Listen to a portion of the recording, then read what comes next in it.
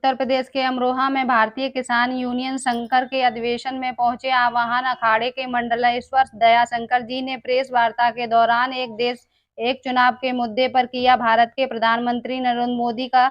समर्थन और देश में 2 बच्चे का कानून लागू करने की मांग भी की। बता दें कि आज अमरोहा के अतरासी में भारतीय किसान यूनियन शंकर के राष्ट्रीय अध्यक्ष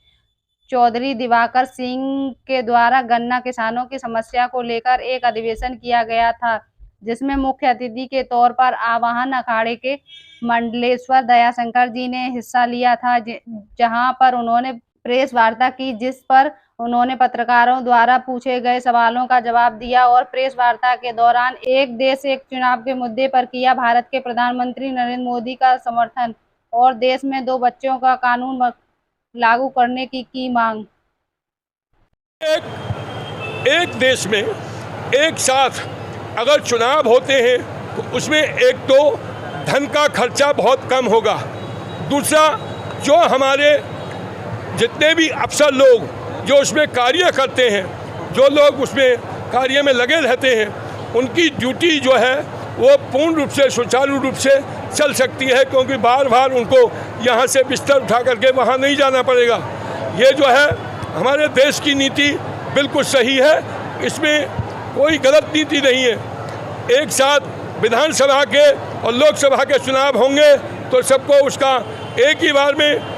पैसा भी कम खर्च होगा और लोगों की जो कार्यशैली है उसमें भी कोई परिवर्तन नहीं होगा।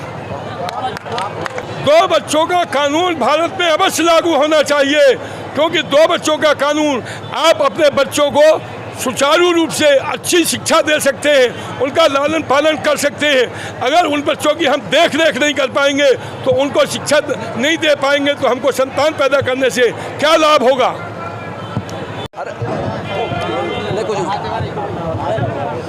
चौधरी दिवाकर सिंह राष्ट्रीय अध्यक्ष भारतीय किसान यूनियन शंकर से हैं। हमारे महामंडल सिंह जी का जो